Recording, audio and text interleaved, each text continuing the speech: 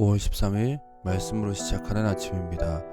오늘 그리스도 중심 성경 읽기는 역대하 21장에서 24장, 오늘 묵상 구절은 역대하 24장 15절에서 18절입니다.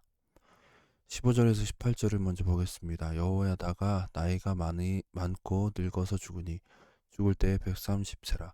무리가 다윗성 여러 왕의 묘실 중에 장사하였으니 이는 그가 이스라엘과 하나님과 그의 성전에 대하여 선을 행하였음이더라.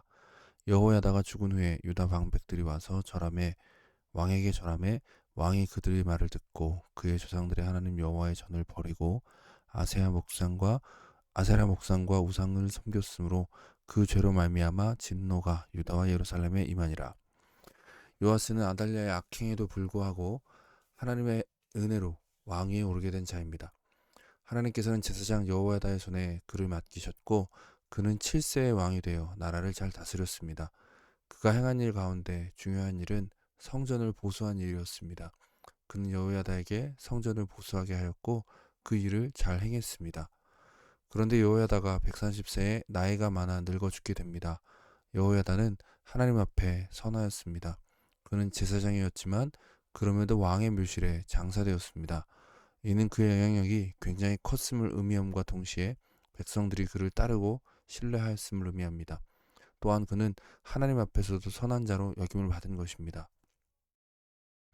문제는 여호야다의 죽음 이후 요아스의 태도가 완전히 달라졌다는 것입니다. 그는 더 이상 하나님을 의지하지 않았으며 성전을 버리고 아세라 목상과 우상을 섬겼습니다.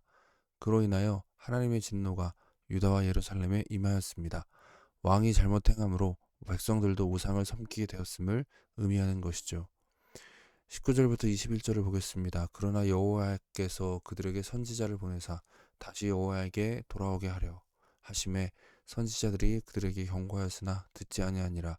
이에 하나님의 영이 제사장 여호야다의 아들 스가랴를 감동시키심에 그가 백성 앞에 높이 서서 그들에게 이르되 하나님이 이같이 말씀하시기를 너희가 어찌하여 여호와의 명령을 거역하여 스스로 형통하지 못하게 하느냐 하셨나니 너희가 여호와를 버렸으므로 여호와께서도 너희를 버리셨느니라 하나 무리가 함께 꾀하고 왕의 명령을 따라 그를 여호와의 전뜰 안에서 돌로 쳐 죽였더라.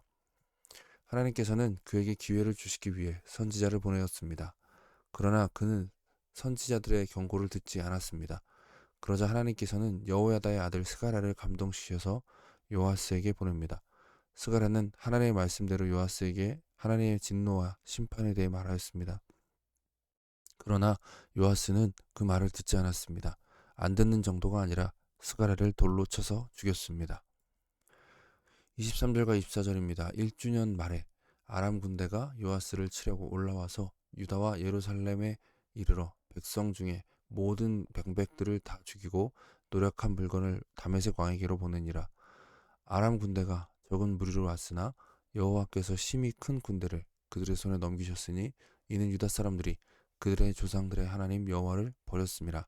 이와 같이 아람 사람들이 요아스를 징벌하였더라. 하나님께서는 그에게 회개할 기회를 주셨습니다. 그러나 그는 회개하지 않았습니다. 1년 뒤 하나님께서는 아람 군대를 일으키시어 요아스를 치셨습니다. 요아스의 군대가 아람 군대보다 훨씬 더 많았음에도 그들은 크게 패하였습니다. 하나님께서 넘기셨기 때문이죠. 그리고 요아스는 부상을 입었습니다. 결국 그는 신하의 손에 비참한 죽임을 당하게 됩니다.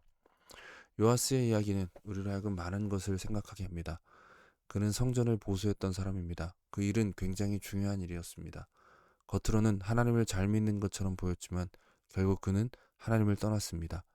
교회 일을 많이 하고 신앙생활에 열정이 있다고 해서 그것이 믿음을 대체할 수는 없는 것입니다. 하나님을 향한 그의 행동들은 여호야다가 사는 날 동안에만 유지되었습니다.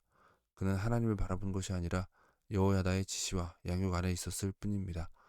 우리 안에 이와 같은 모습이 있을 수 있습니다. 목회자의 눈이 있을 때에만, 교회 안에서 사람들과 있을 때에만 하나님을 잘 섬기는 척 행하고 있지는 않습니까? 요아스의 마음이 어떠했는지 하나님의 말씀 앞에 회개하지 않는 모습을 통해 드러나게 되었습니다. 우리의 마음도 이와 마찬가지로 드러나게 됩니다.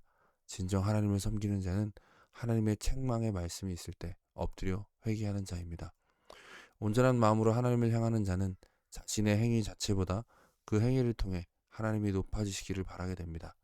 우리의 마음이 어디를 향하고 있는지 다시 한번 살펴보기를 원합니다. 하나님께서는 우리가 이룬 업적이 아니라 우리의 마음을 보십니다. 함께 기도하겠습니다. 사랑해 주님, 감사합니다. 오늘 말씀을 통해서 우리 자신의 모습을 다시금 돌아보길 원합니다.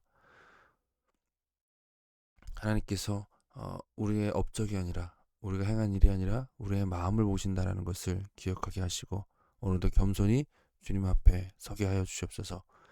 우리는 연약하여 넘어집니다. 하나님께서 말씀을 통해서 또 우리를 징계하시고 꾸짖으실 때 그 앞에 겸손히 행할 수 있는 저희들 되기 원합니다.